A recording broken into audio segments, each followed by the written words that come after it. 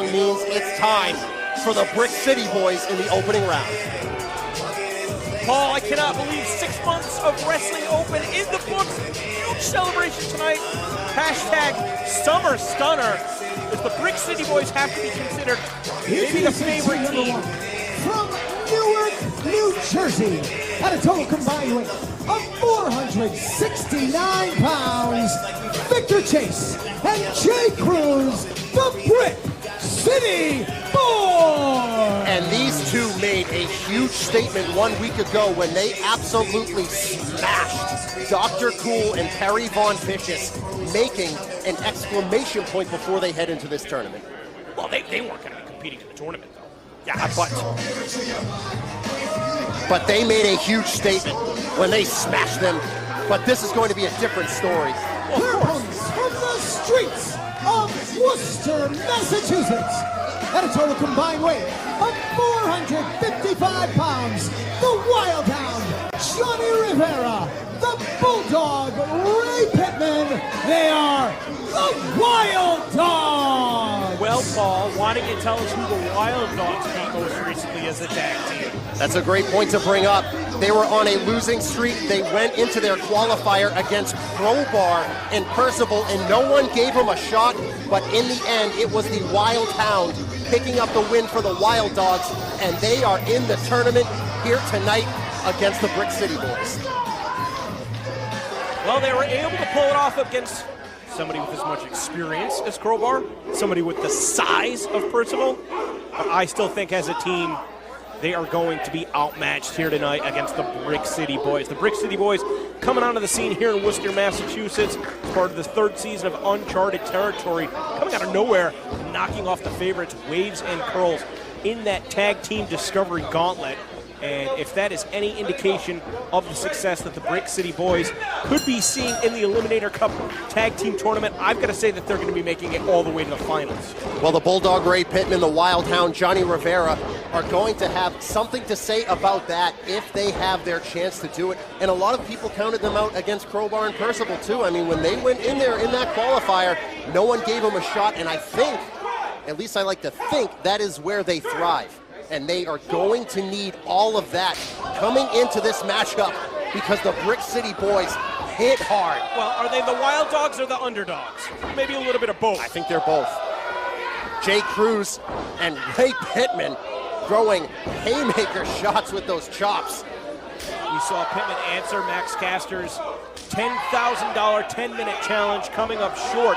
Later on tonight, we're going to be seeing Platinum Max Caster putting the $10,000 on the line against Dan Barry. And look at these two going back and forth. I think the Wild Dogs saw what the Brick City Boys did last week, but it's another thing to see it on television. It's another to see it in person, just like Ray Pittman saw that clothesline. Oh, that's all five senses. He didn't just see it, he felt it, but somehow able to get back on top. And Jay Cruz taking over with that hip lock. Here comes Victor Chase. He's on the receiving end. Referee's going to get control already. 4 men in the matchup.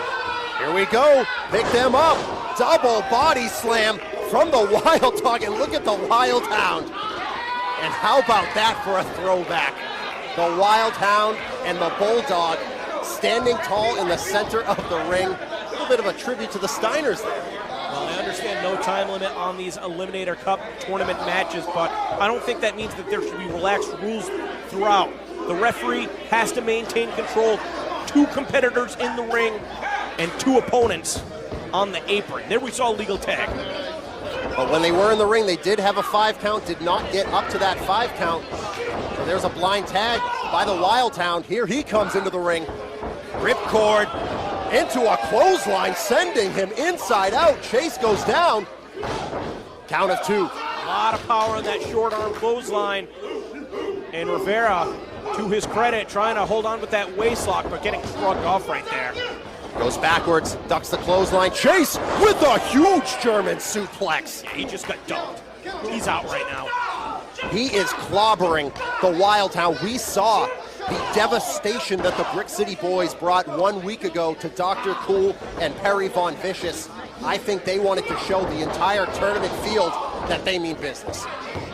Well, I was going to give some credit to Rivera. I mean, he was able to make sure his back wasn't flat on the mat, was able to crawl to the corner, but just like that, a hard whip into the buckle, taken down again. And now we do have that 5 count to work with for double team maneuvers.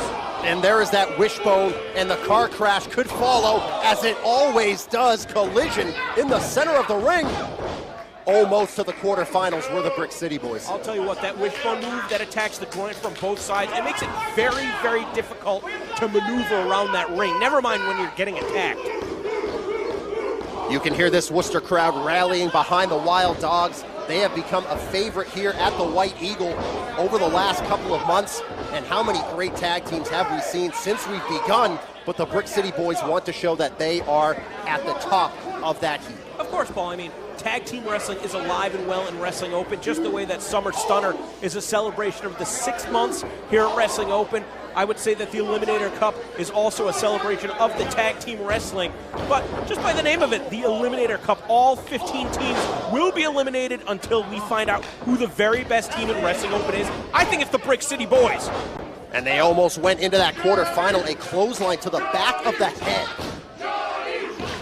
And you can hear this crowd chanting for Johnny Rivera, the Wild Hound, as they want him to get that tag over to Ray Pittman.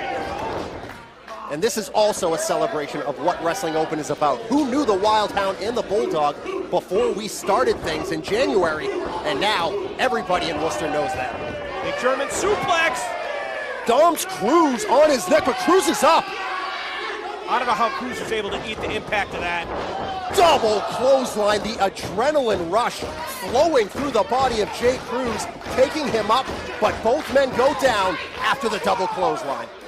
Pittman is looking to get in, but so is Victor Chase. Whoever gets the tag first is going to have the decided advantage. Has to make that tag, and the Bulldog and Chase are in. Chase looked like he had a little bit of trouble stepping foot in the ring, and as a result, we see the speed of Pittman on display, pinpoint accuracy with all of these strikes. In this match. There's a neck breaker from the Bulldog right over into the pin, and the Wild Dogs almost with an upset into the quarterfinals. 5 minutes elapsing, but no time limit. We will see a victor here tonight. Gonna try it. Big belly-to-belly suplex from Pittman. And the Wild Hound is up now. There's a clothesline. Jay Cruz dumped to the floor. This could be the moment for the Wild Dogs. And now, Paul, I'm ashamed to admit, and thank God I don't have to job the official. I've already lost track of who the legal competitors are. Well, now the legal man is in, the Wild Hound, Johnny Rivera. He has big. What is he doing? Looking for a wheelbarrow, perhaps, and maybe some Picks double him team up offense. into a Bulldog. Right down on the face. There's the cover. And Pittman. Pittman turned his back at the exact wrong time. I think he was looking out of the ring to try and figure out where Jay Cruz was. Obviously, his view obstructed. I don't think he realized he was right in front of him, and that was a pivotal mistake right here in this matchup. A lot of jockeying there. Jay Cruz ends up on the apron, and there is a half spear, if you will, a shoulder block. Jay Cruz out. They're going to go for a heart attack, but no, he got tripped up. Jay Cruz was right there and pulled the leg. Ooh, he went right into the posted Pittman, and now the Wild Hound is a man on an island. Uh-oh. Cruz getting in there, looking to climb to the top rope. Chase has got his opponent up and down. And they caught him. And the Brick City Boys are in to the quarterfinals of the Eliminator Cup tournament. The time of the fall, 6 minutes, 35 seconds. Here are your winners. Advancing to the quarterfinal round of the tournament, the Brick City Boys. What a high-impact way to start off Summer Stunner, and the Brick City Boys are not done. They want the Wild Hound to know that they are the ones who left him down in a heap. I was going to say, what a physical contest. The Brick City Boys, I mean, just about 7 minutes this matchup, but all of these guys worse for wear. You can see the injuries being favored by the Brick City Boys, but they're going to be feeling pretty good right now, celebrating that win. Let's hear from Bear Bronson and his